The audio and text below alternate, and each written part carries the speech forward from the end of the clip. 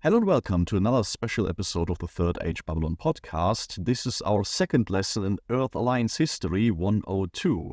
As with the last time, we have our first Babylon 5 watcher, Mikey, here, and we will be going through a history of the Earth Alliance as told in the Earth Alliance Factbook.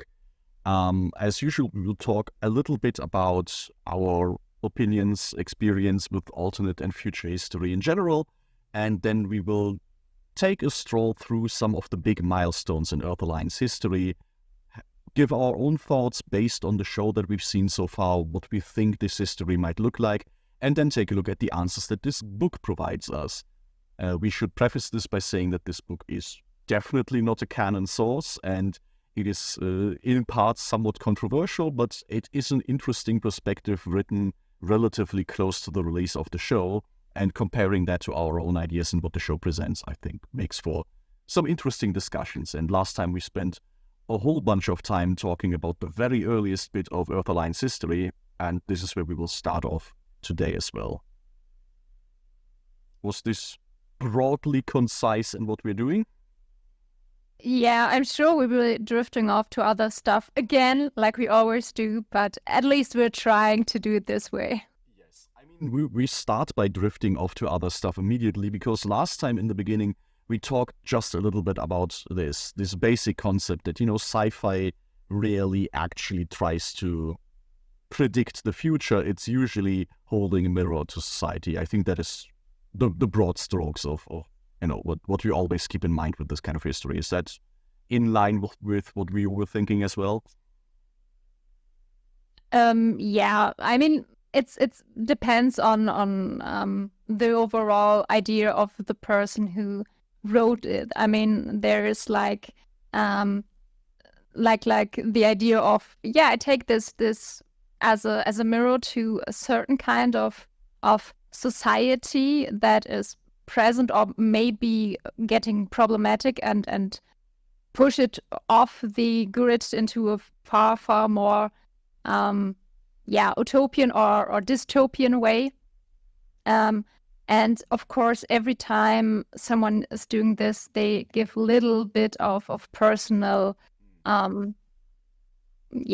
point there, like the whole feminist science fiction subgenre, for example, is like the feminist perspective on what is happening to all the women and women-read people out there, which is, I think, the most well-known person in this regard is Margaret Atwood with The Handmaid's Tale. Exactly, and this is where you get into very specific lenses also, where this isn't necessarily trying to be a prediction of what the future looks like, but sets a very strong focus on certain topics and explores these through the lens of a different world. And the reason I bring this up is mainly because recently I got recommended and enjoyed a handful of videos in that realm, to get to the presentation for this, where some of these future histories were highlighted, and I just found that kind of interesting up there. The book Leo, who is somebody who does a lot of reviews and discussions about especially young adult novels, did this beautiful tier list of judging future societies in these typical, young adult novels based on how ridiculous they are. And it was kind of interesting because there you go very much into this idea, what do science fiction worlds and histories want to achieve? And obviously many of them are famously not very realistic depictions of the future, but they do have very different purposes from that. A lot of them, she talked about how they are trying to capture much more the experience of individual characters. You have a setting like Divergence where people are sorted by their personality type, which is not a very realistic idea of how society can work, but it can be very true to the experience of being 16 years old and being told how you fit into society. And I found that kind of interesting as a lens when we look at this, alternate history of the Earth Alliance, or, our future of Earth, maybe trying to also today keep an eye on what elements, what purposes might these future predictions hold, because I think there are some interesting directions that Earth history gets taken here. When you mentioned the whole divergent plot, or roughly summarize it, I have to admit I didn't read this series, but I had strongly think of the anime Psychopaths, where you're getting analyzed. Like, I'm not quite sure how this is supposed to work, but you're being told, yeah, that is your job. That is the thing you will do, and things like strong emotions lead to big problems because you're predicted from the system as a threat, and most of the time these people are getting killed. And yeah, if you want to see something really heavy on this topic, this might be your thing, because I thought I'm afraid I just saw a bit of it, but that what I saw was really awesome. I know this is where it becomes interesting to me, because we're looking at this like genre of science fiction. We're looking at this 30-year-old show, but if you look at modern trends in sci-fi, even though this like young adult trend of Hunger Games and such is by this time also like 10 years in the past, it feels like. I don't know how up to date this is still, but you still see like very similar influences. Like Layla likes to talk about how much parts of Babylon 5 remind her of 1984, which is definitely a big influence. It's like the big dystopia, which is also one that is, very much not just a literal portrayal of, this is what the world will be like, but, a much more metaphorical, thematic look at the dangers of certain kinds of societies. And these are just as much a big influence on a lot of this, young adult dystopia as it is on Babylon 5 itself. And I find it fun to like have this general sphere of future histories and how they all kind of share these different origins and references. What I would be curious right now is because the Hunger Games, after it was released and it was really, really popular, there were a lot of people imitating it. Still until now you have that you get some story in like, most of the time I found it in books, where you read this and feel like, this is a bit like a cheap copy of the Hunger Games. Yeah. And I would be interested if anyone had this feeling with Babylon 5. I don't want to reduce the whole series in some negative way. It's just you have these associations, even though even if there's something that is written or directed really, really good and with high quality, you still have this associations with other series or books that you've read and feel like, this is like an imitation, or maybe how did the people that watched this when Babylon 5 came out feel about this? That would be something I'm curious. Maybe a few of our dear lurkers could answer that question. I would be very curious to get some of these answers. You are definitely touching on like one of the biggest discussion points when it comes to the comparison of Babylon 5 and Star Trek. Like, that was the Star Trek was one of the biggest franchises in sci-fi at the time, so that was the obvious point. And when Deep Space Nine and Babylon 5 were running side by side, two TV shows that are based on a big space station that deal with big conflicts and such. Of course, these comparisons were made, and there's some behind the scenes stuff, even like, did the premise get stolen by somebody, and accusations were made in both directions. But that is definitely something that came up there as well, where you have like a extremely popular example of a concept of this like space-based space opera. And of course, the more versions of this come up, the more there is this question: is this what makes such a take original? What sets something like Babylon 5 apart from the rest of these shows? And maybe it's not about the originality of something, but what is done differently. So maybe a concept or an idea gets enriched, gets more important, or gets a different point of view. I kind of had to think about Marvel and DC. I mean, there is, so if you think there are so many of heroes and villains which have the same superpowers, that it feels a bit boring to watch sometimes. The question is, okay, what was done different? Why is this character maybe written better than of the other version, or are they of equal quality, and each one has their own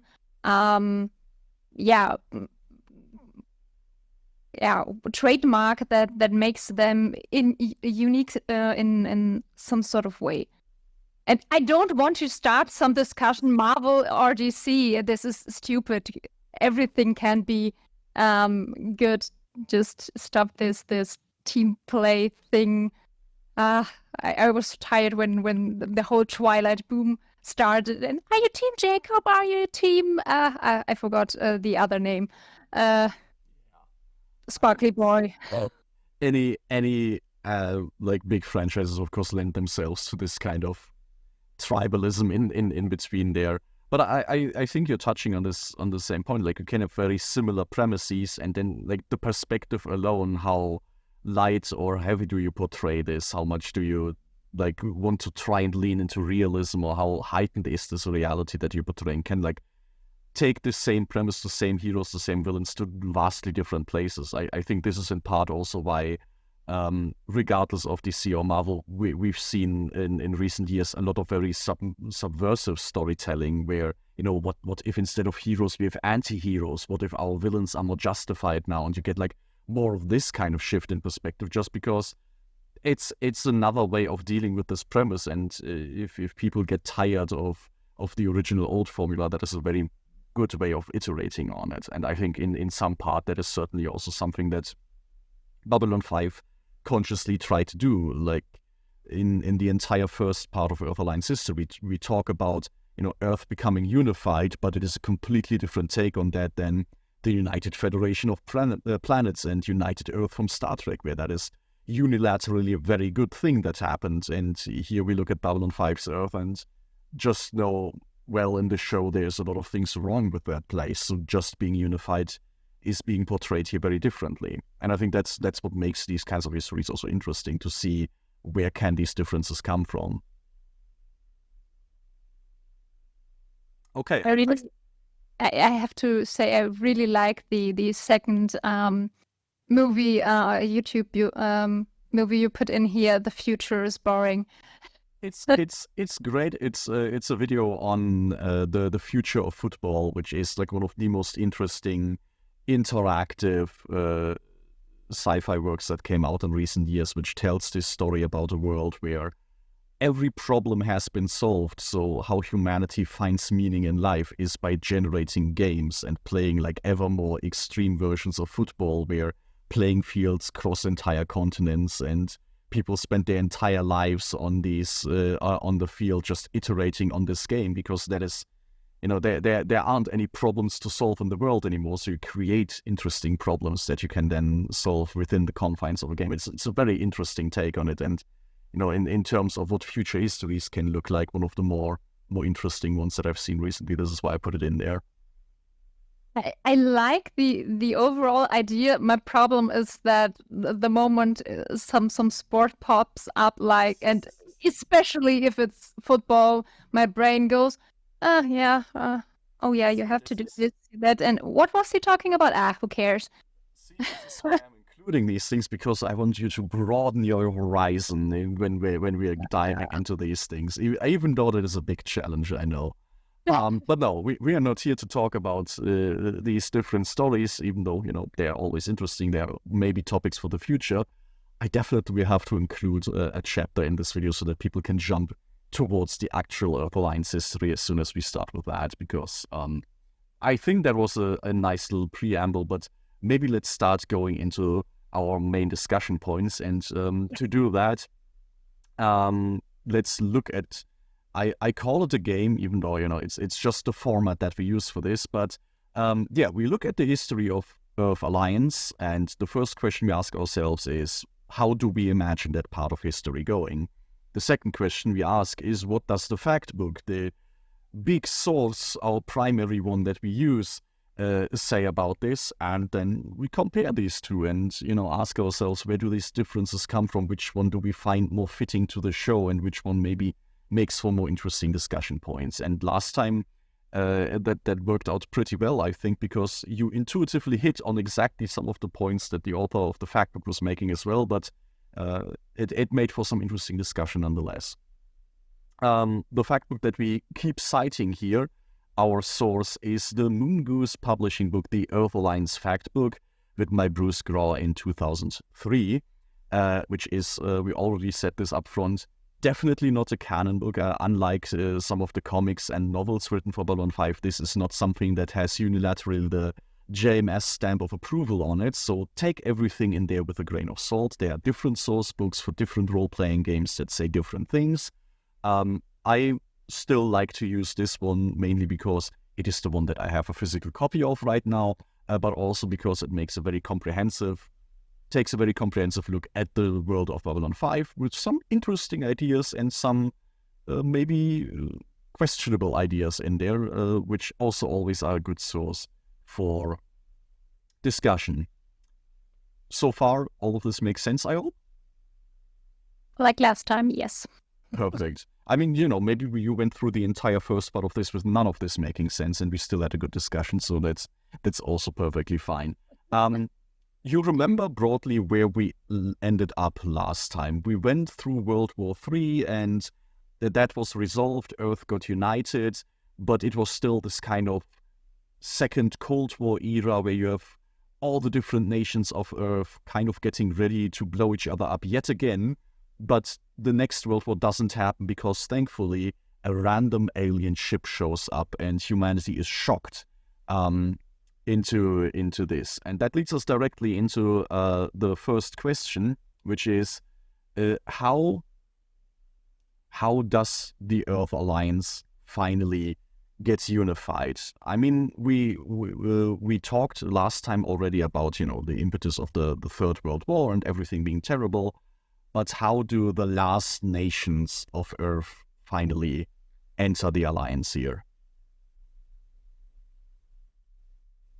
In my head, I am quite sure we kind of got there the last time, because my head jumps immediately to, there is a new threat, and the best way to unify people or humans is to give them a new problem, a new threat they can, or they have, more overall, stand together to fight it.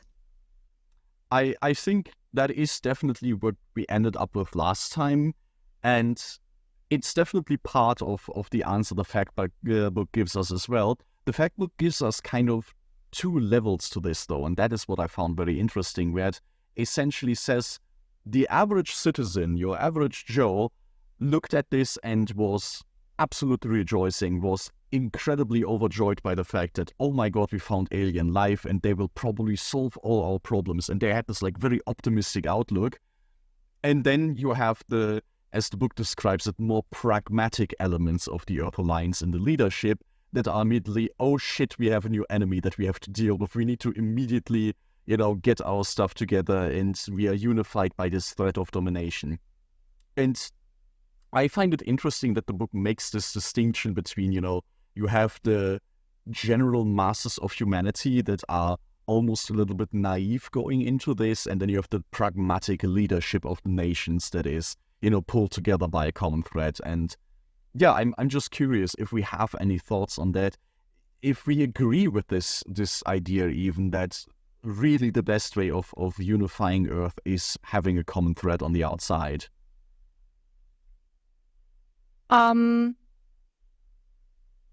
I think both positions are understandable and realistic in their own way. I'm pretty sure I'm going to step on a few toes there, but I think there are a lot of people. No, let me start this maybe differently. Having an opinion is cheap. If you have an opinion, it doesn't mean it is based on facts. Like if there are few people that would, if you would ask them a question, would say, I don't know enough about this, or I don't anything about this, so I will not make judgment there, and maybe I will get some informations first. And therefore there are a lot of people. I think that is especially with the internet, where you can just where you sometimes read things where you think that this person just had some sort of epileptic accident on their keyboard, because there are things written where you think, yeah, if you would have thought about this a second time, or maybe at all, you wouldn't have written this. And makes it easy to cut. I think both of these statements are understandable and realistic in their own way. The idea of overall citizens that are happy that there are aliens, I mean, this is not, this is a bit short of an information to begin with, because it's just the idea of, yeah, cool, there are aliens, there are other species we can converse with, doesn't mean, or at least in my perspective, wouldn't mean that they are all just not reflective enough of this happening, because I mean this is like every kind of thing that through exploration or I mean, the guy who accidentally found penicillin, I mean, I'm pretty sure the first reaction with every scientist, with explorer or whatever, is always, oh cool, we found something new, without the thought of, okay, what does this mean, or what kind of consequences this would have. It's always the second thought, because first you found something new. I mean, maybe this is a bit too mundane, but it's like if you're going through a flea market and find something you find pretty or astonishing or just interesting, your first reaction is, oh cool, you're happy to have found something in this, all between all the other trash, and therefore I would totally say, I would be happy to, if someone would find, there are aliens, I would say, oh cool, that's interesting, that gives us so much opportunities, but my second thought would be, okay, what does this mean for us? And I think this is a bit split here, that and maybe prejudiced, that the average person is too stupid to do this second thought. Maybe they are. I don't know what kind of population is portrayed there in B5. But yeah, it's this distinguish moment between the average person. They don't see the bigger picture and just the head those in head positions of the nations do understand what this might entail. I think the way you put it, we don't know how stupid this population is the first natural question that comes up, and I guess it also has a lot to do with what information people have. Like naturally, the more pragmatic leadership of the Earth Alliance would have more information about these aliens. Your average Joe probably just hears, oh, there is an alien spaceship all on top of Earth right now.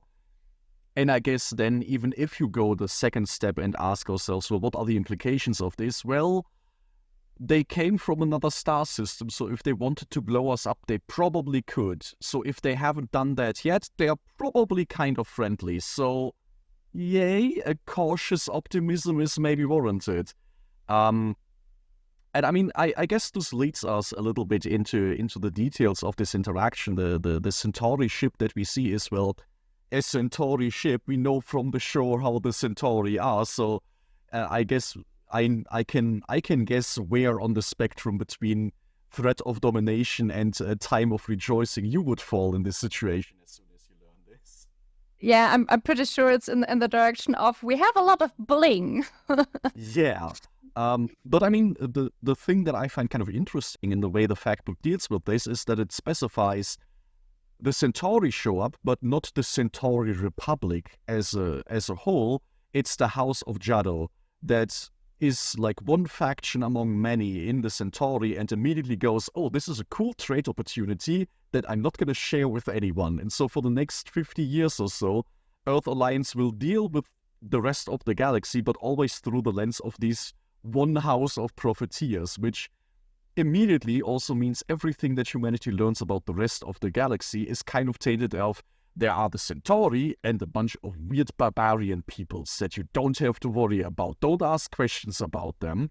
And, this later on will become very relevant because maybe humanity loses out on some pieces of key information that would have been very helpful to not stumble into future wars and stuff like that. So this kind of nuance in part of the first contact here, I quite enjoy.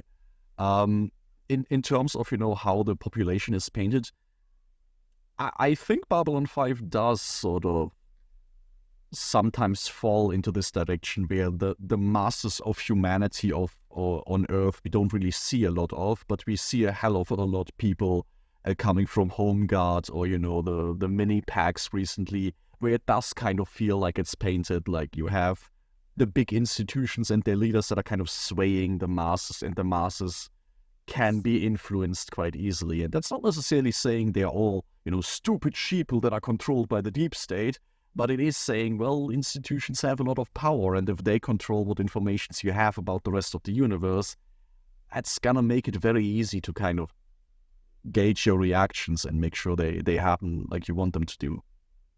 I mean, we briefly got to this point, or this discussion point, when we had the episode.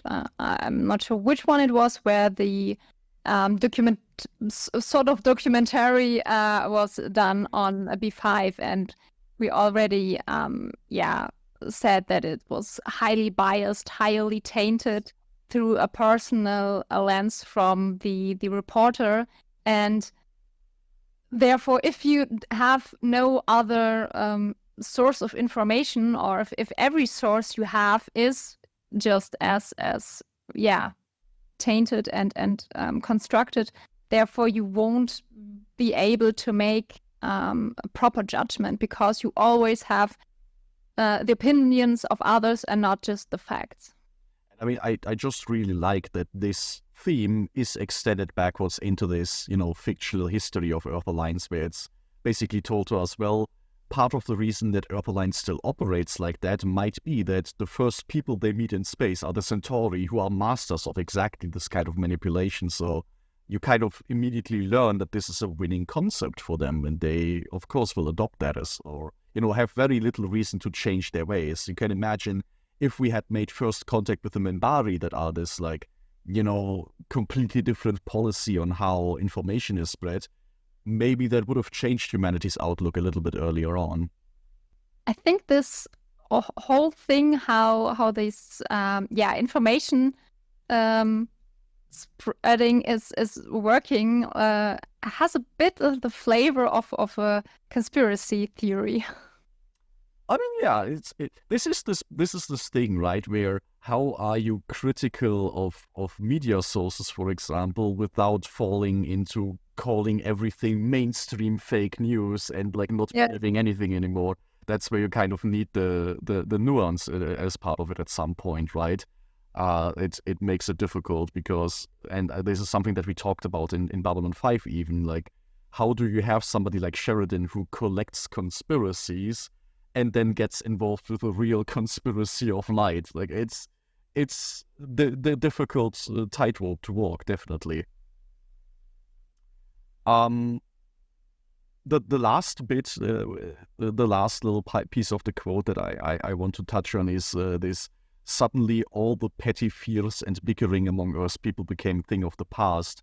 This idea that, we stop dealing with geopolitics at this point in large part, like we will no longer discuss, the outcome of World War III and how it influences how Earth behaves, because that's all the past now.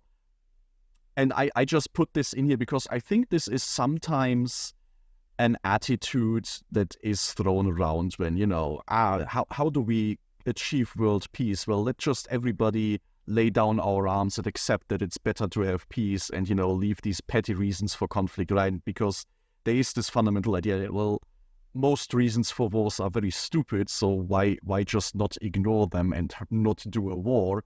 Which is very easy to say, but then, of course, all these, petty fears and bickering among Earth's nations, even in this fictional history, had very real reasons. And just, I can completely imagine that this is how Earth Alliance paints its own history as well and just says, well, then everybody agreed we should be friends instead because we had a bigger danger to worry about. But I very highly doubt that it's that easy. Yeah. And, this is why I also asked in the beginning, kind of pointy towards this direction, like, is a threat of domination really the best way of unifying people? Well, it's gonna get everybody together, but it doesn't resolve any of the differences that we had, and I think that eventually will come back to bite the Earth Alliance. Might be a bit of foreshadowing there. Yeah, it's like I have a really big problem with how it's phrased here. Petty fears. Fears don't get resolved or just disappear by being called petty. A fear is there for a reason. It doesn't mean this fear has to be a realistic one. I mean, I'm back with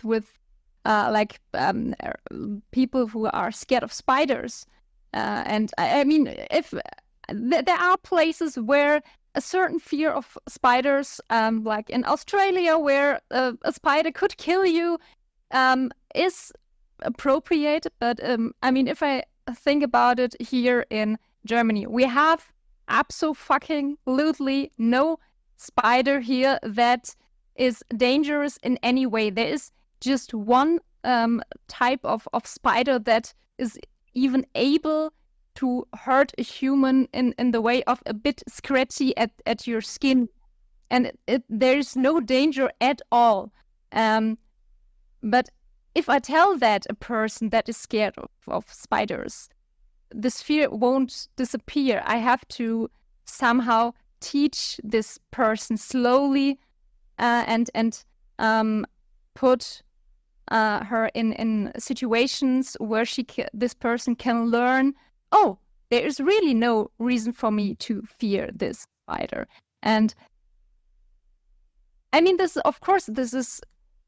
can be in a large scale exhausting, but this is the only way to get to the root of fears. And just saying, those fears are not real, they are petty, they are not realistic, doesn't resolve anything. Usually it just makes it worse.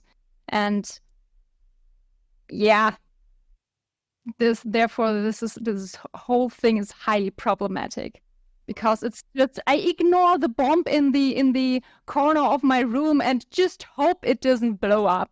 Yeah, but I mean, the way you put it now, it actually puts very nicely into perspective, because I think we are still in a very early part of Earth Alliance history here, and people are not confronting their fear. You know, they don't deal with arachnophobia in a healthy way. They just blast past it. And I think, you know, the real answer would be to deal with the petty fears and bickering among the nations on Earth would be, you know, something like a Space United Nations, something where you sit down and actually try to diplomatically work through all of these issues, which is what Babylon 5 eventually will come to be.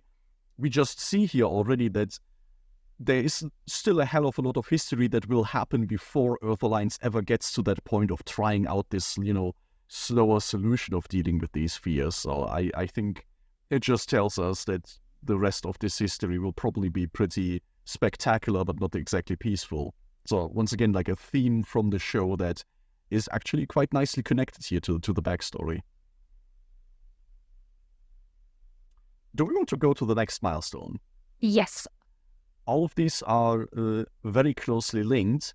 The next big question is, what are the goals of the Aegis program? You have no idea what the Aegis program is. It is essentially after Earth Alliance comes into contact with the Centauri and the first shock abides, everybody sits down and decides we need a plan. We need a plan on how to develop the Earth Alliance in the future, on how to deal with this new situation. That is the Aegis program. And, you know, broadly the question posed to you, given what we know about the Earth Alliance, what would you imagine are the priorities for humanity now that it looks to the stars and sees, oh, there's a bunch of aliens out there? Well, if I cut the knowledge from the series a bit out, my first idea of a bunch of people trying to act on this information, there are aliens out there, would be, okay, we need to develop a way to go into space in a way that we can protect ourselves, which unfortunately to a certain point means we have to be able to fight in space, but also on the same degree we need to open ways to trade, to diplomatic travels, and to ensure their safety. We need people that are studying everything that comes from this new contact, meaning the aliens, the new the planets that are open through this way, and everything that comes with this, some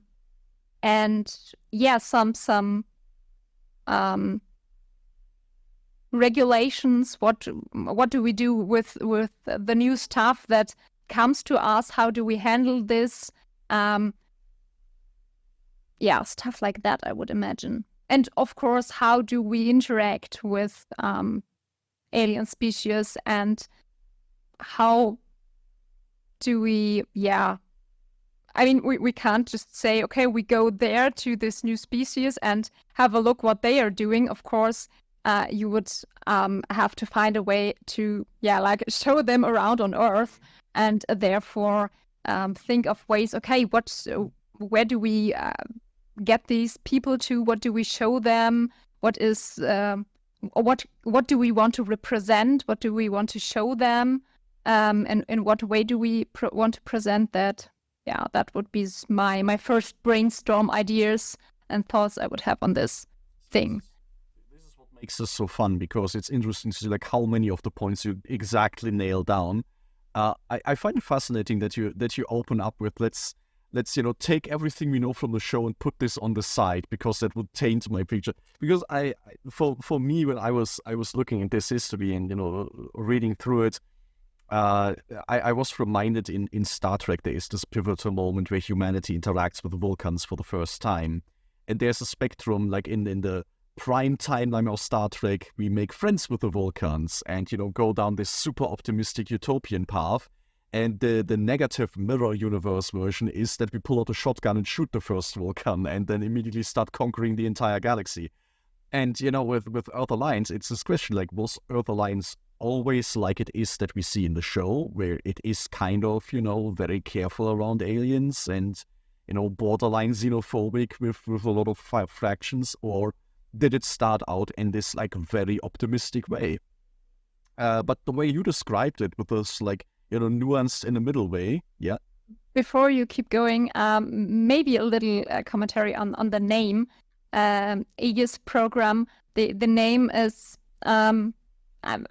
unfortunately I can't remember clearly its origin, but usually it's something about a sturdy protection, like I'm not sure if it was originally some sort of weapon or connected with a person even. I think it's certainly at some point some sort of Greek mythology background there.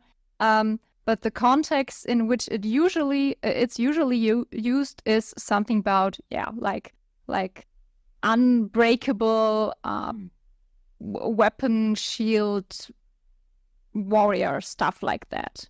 This is why you have the perfect background for this, like somebody to dig into the naming conventions of Babylon 5 stuff. And once again, you're right on the money with this. The way it's described in the book is Aegis is described on paper as something to protect humanity from any threat, which I can 100% buy also as the official government position, because it is a very clear mission statement that leaves everything extremely vague. Like, this can mean anything. Anything might be a threat, and any means to protect yourself might be fine.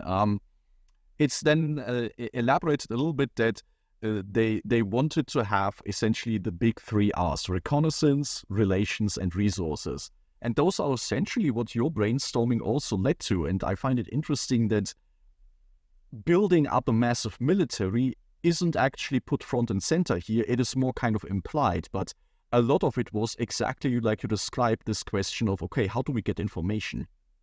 And there are some very neat little tidbits, because we are viewing the entire galaxy through the lens of these Centauri that want to, be snakes oil salesmen and convince us that we are a long-lost colony from them. One of the details that's mentioned in the fact book is that human diplomats made a big effort to learn alien languages on their own, so they didn't have to rely on translators, because they thought, any Centauri translator that I use might skew my words a little bit to their advantage and stuff like that. And I really liked it. I also liked that as, a tie-in into the show, where we see no universal translator per se, but, people just learn alien languages on a normal basis, because if you really want to understand what people are saying, that's more reliable than trying to use translators of any sorts, especially, Centauri ones.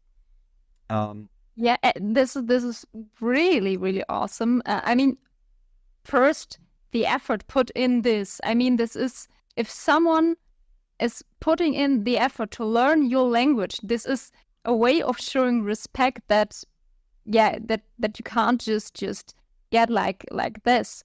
This is absolutely. This is like, it's an honoration in sort of way of the people you try to connect with, and therefore everyone who learns a language, and especially in this kind of circumstances, is an awesome deed done. And the translation bit is also something I would consider really, really important. If I have to look at books, if you are able to read another language, always try to read it in that language, because there is so much lost within translation, because there are phrasings that you can't just translate, because the words to describe this don't exist in the translations language. And therefore, this is also for diplomat a highly efficient tool. Absolutely. And it shows this commitment that you have to invest the time and the resources to do this. And it will also enable any diplomats to get into contact with many more people among these aliens outside of just their selected diplomats.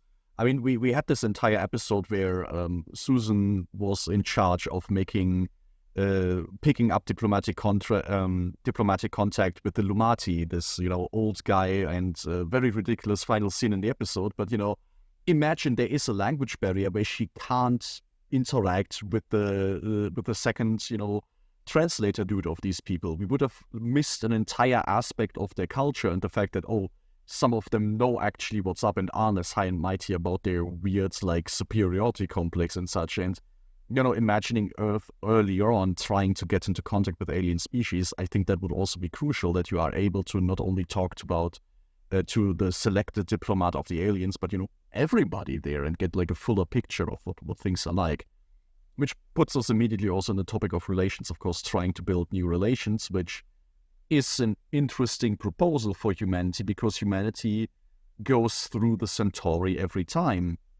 And the book also points out this means that humanity in the beginning only really interacts with alien species that the Centauri are on pretty good terms with. There are a lot of alien species that do not talk to the Centauri and therefore don't learn about humanity. Among them are the Minbari, but also the Narn early on. We don't get first contact with the Narn very quickly because the Narn are currently still, fighting for survival and their independence. So that's just not an option. And there, once again, the way information is distributed in this galaxy is very limited.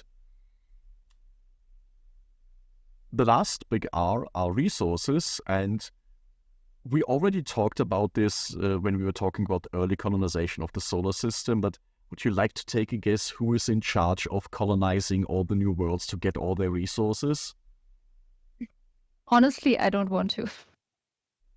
That's very unfortunate, because that is the next question that we will get to. How does Earth treat this brand new frontier of space? You have to take a guess. Yeah, it's all about the money. Oh yes, it's the private sector, all right. The book chooses the fact book, I should say, and really specify that this is a stance that the book takes and not necessarily the show. But the book chooses a very distinct way of describing this by saying, in much the same way as Americans opened their West to anyone who could stake a claim and develop the land, this is how Earth Alliance goes about colonizing space, which, has this implication when we look at, America open their West and, all these conveniently empty lands that nobody was using, so you could just send settlers there to claim the land and, develop it so that it's actually useful to somebody. Kind of glossing over the fact that there were very much people living there. And I think that is much the same the case with how Earth Alliance goes into space, where it sees all of these shiny new planets that, probably nobody needs and uses. And it's this super privatized endeavor where basically a million new companies come up, and you have basically startups all over planets around Earth developing new colonies, and you can imagine how well that goes. Yeah, it's a bit like with if you have a bunch of siblings sitting around a cake, and and each one is trying to get as much of the cake quickly as possible. That's my cake now. Yes. And that's kind of how this feels.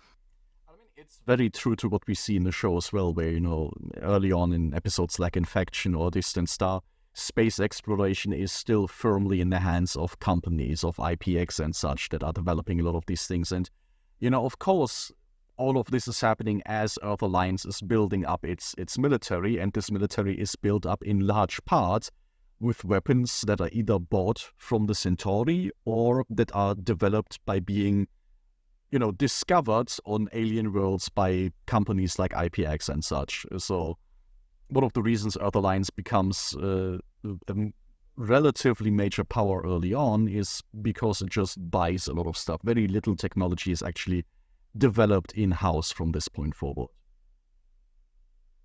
What I would be interested in is, these companies that start with all this, I would imagine that these are the ones that made a lot of profit in the preparation for the almost happened next war, because which kind of who would have money at this point? Yeah. And usually those that strive the best in these circumstances are those that are the weapon dealers, and I would say they are from their profession not really enabled to colonize planets and other places in the universe in a mannered way. That is very true. And actually that touches on kind of the dynamic, because you have now on both sides very distinct interest groups. Like on Earth, there's obviously the people that already have money and, the means of expanding that will do so. And they are trading a lot with the Centauri of House Jeddah, who has exclusive trading rights with humanity and is very privileged in this. And there are a lot of folks around that are not big fans of this. Like other houses of the Centauri start sending raiding parties to human colonies. And so you kind of get this manufactured conflict where now there are good reasons to very heavily weaponize these new colonies that are out there because they're constantly under threat. And it kind of, swings upwards, spirals upwards like this. And exactly how you describe it, it's the people who have the means of, weaponizing everything very easily that have the best chance of prevailing in this sort of environment. And well, you always have to think about what kind of person is someone that sells weapons. I mean, if there was peace, they wouldn't have a job. Just saying. Very much so. And I mean, you're touching there also a bit, I guess, on the general state of the universe, which is the last big milestone that we will touch on. There is this last little tidbit here. Of course, the Earth Alliance had no intention of becoming imperialistic nation. We're just expanding rapidly, building up a military and colonizing all over the place. But, we are not trying to build a space empire like those evil people are doing. But it goes into this direction where Earth Alliance, of course, is ostensibly trying to be this very optimistic and very democratic also way of building itself up, but you kind of can tell in the very structure of how it comes about that it's questionable how well this works, especially if it's under this heavy Centauri influence, which the Centauri themselves also call themselves a republic and are by far the most imperialistic faction that we have in this entire show, downright to having an emperor in charge. I think the weapon dealer comment I just made, cut this out. I think this is not a good idea. The question of what kind of a person sells weapons. Yeah. I can knock that out. That is no problem. I think it's an important point, but I don't think we have the time to properly discuss this, and I don't want any stupid pro-weapon idiots comment. That is true, and I think like everything else still holds together like fairly well. The point still makes sense. All right, but this does lead us to the general state of the universe, which is why was space so empty? We're kind of touching on the paradox. Of course, part of the reason that humanity becomes a major power relatively easily is that it had a lot of time to build up on its own. It was caught in a very decent situation. The fact book even points out if the Centauri had found us 100 years earlier, we probably would have just been turned into a Centauri colony. But at this point, there are a lot of these, quote-unquote, empty lands that are conveniently empty. And if we, go back to the comparison that this book likes to make to the American West, well, why is the American West so relatively empty at the point? Well, we kind of had plagues going through and, just first contact decimating populations very easily. So, outside circumstances, outside of the control also of the people building the colonies, led to a situation where space was conveniently empty. And so any guesses what might have been the reasons for this in the Babylon 5 universe? Why does humanity come about in this very convenient position?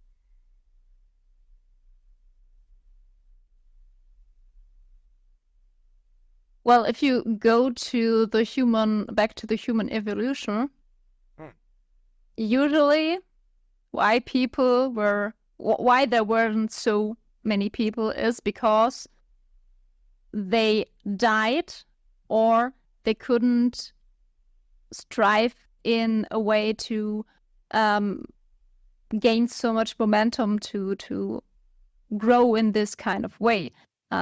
Usually because the climatic circumstances weren't ideal, like too cold, too hot, not enough food, not enough water, sickness, of course, here and there a point. And of course, climate change also plays a big role, since if you have no means to withstand a big change of climate, you die. And some crazy construction of these parts, I would guess, might be a reason. The other, since the Centauri, or this small group of Centauri, are the first to find humanity, I would imagine that most other alien species are just too far off. I mean, usually you look around your own turf before you go and make big explorations. Therefore, this might be another reason why there was no one around, or at least not in a relevant way. I'm fascinated by these responses, because this time you don't hit the nail on the head perfectly, but both of the big reasons you say do come up in the book. The climate change one, of course, in space is a little bit more difficult to imagine, but there is legitimately an entire paragraph here that talks about that hyperspace is not equal everywhere. There are parts of hyperspace that are much, much harder to navigate through.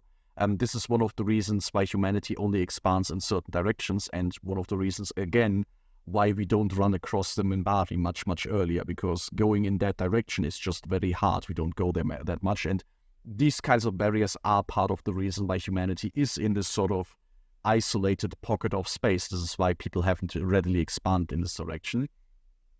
The other point has to do, or the main point has to do a lot with the Centauri that you mentioned, though, which is, the place where we are was kind of in the Centauri's backyard, and the Centauri at this point are already very much in decline. Like when Londo is talking about the golden age of the Republic, that is already past by this point in history. So the most neighbors that we find, the first three big minor species that humanity encounters are the Kulani, who are just controlling a single star system, even though they are much further advanced than humanity, and they just want to be left alone. They're just, sticking to their own turf because they're neighboring the Centauri and don't want to be conquered.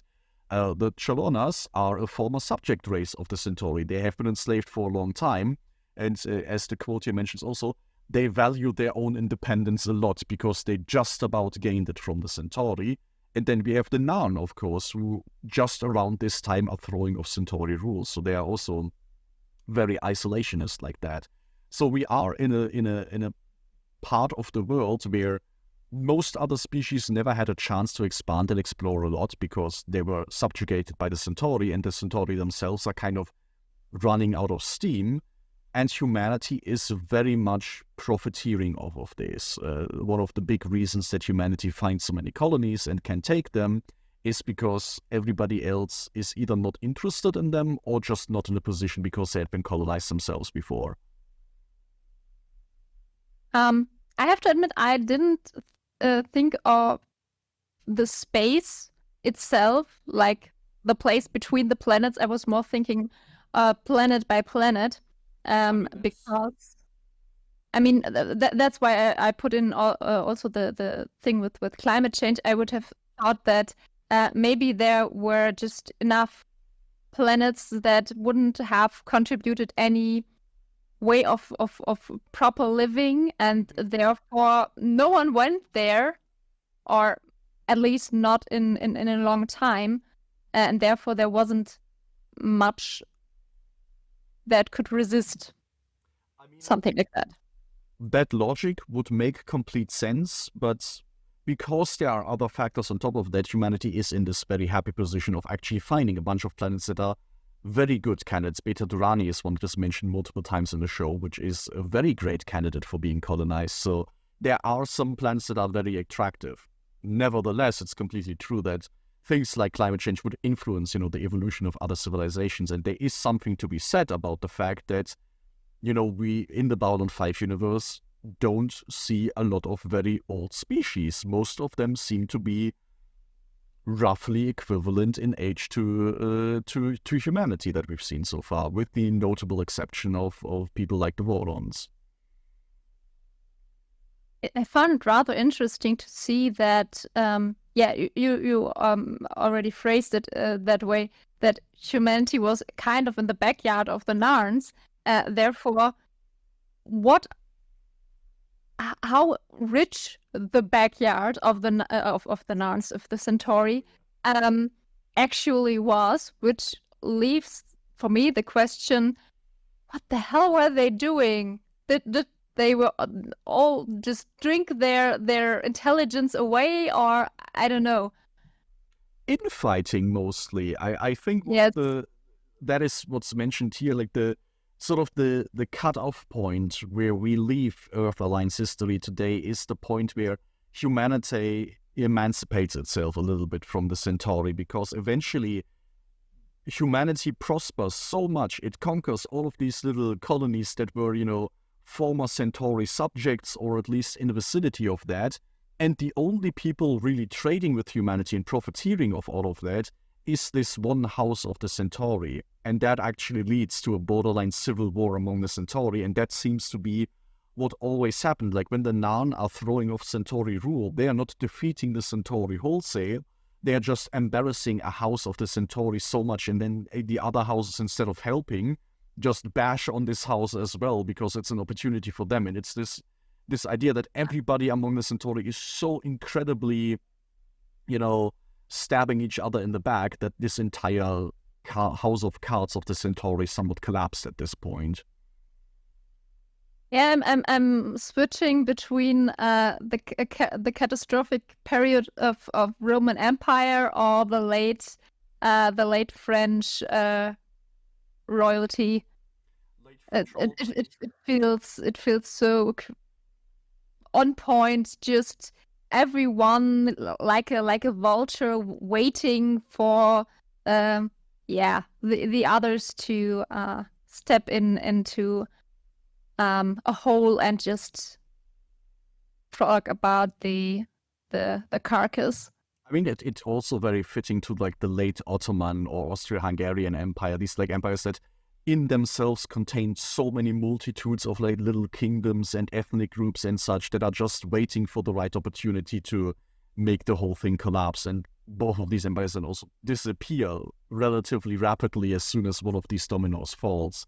And I think, the Centauri are somewhat in this position where, I mean, this is one of the details that I also really enjoy about, being mentioned in passing in the fact book, that the Narn are the enslaved peoples of the Centauri that we really learn a lot about in the show, but they are not the only ones. There were many other planets that had exactly the same fate, that just weren't so lucky to become a major power of their own. And granted, in part, this is explained also by the fact that the Narn are invading a lot of the neighbors. They're just as bad at exploiting these other smaller races as the Centauri were, just to, build themselves up as a power that eventually can stand up to the Centauri.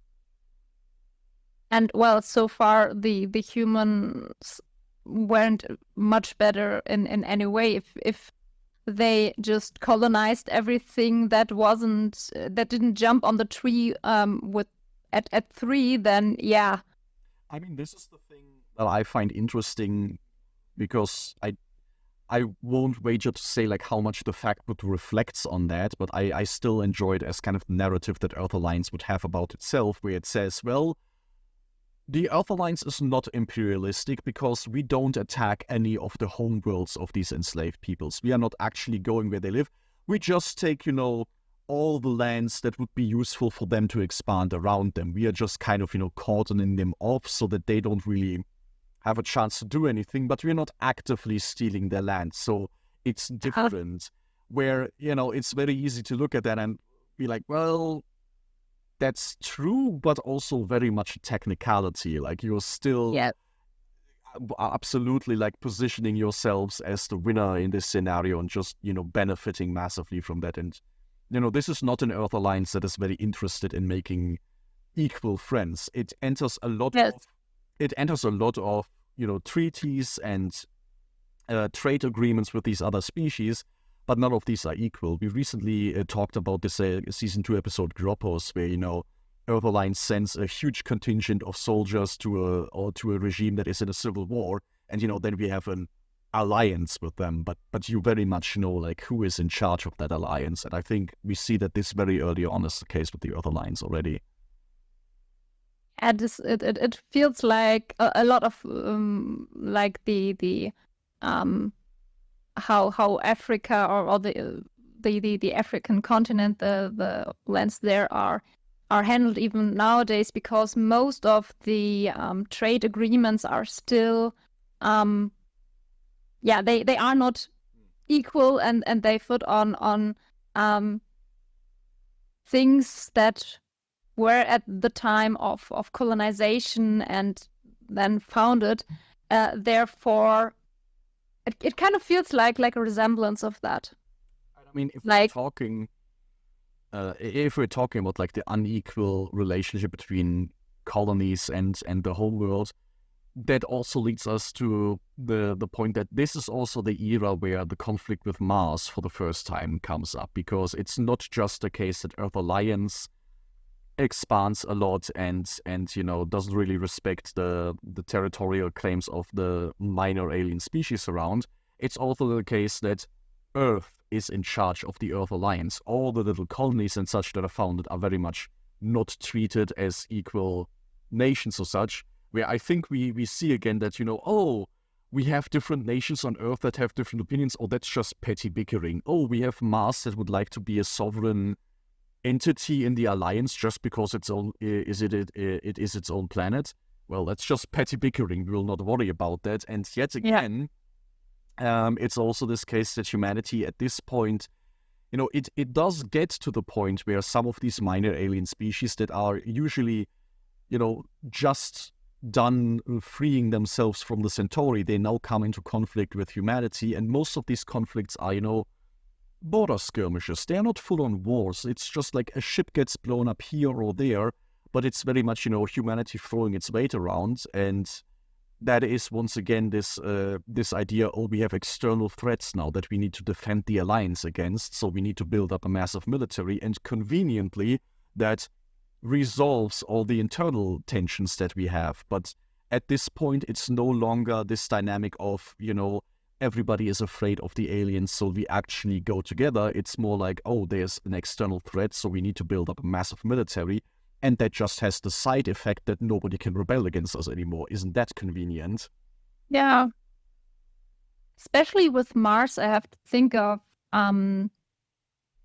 how a lot of people are treating, maybe not treating, but it's certainly treated kids in the past, like when a child didn't want to do something, like maybe because it was scared, because whatever, then it was like, don't act like this.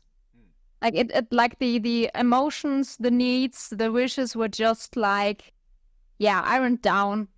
You act like I want. There's no place for you to be you. And it kind of feels like, in a sense, this a family relationship exists in a way, but the point is that in that sense, also Earth never acknowledged that Mars grew up and is his own, person. Especially in this era where all of this is still very young, all of this is still very fresh. We are like not quite, but almost a century removed from when the show takes place.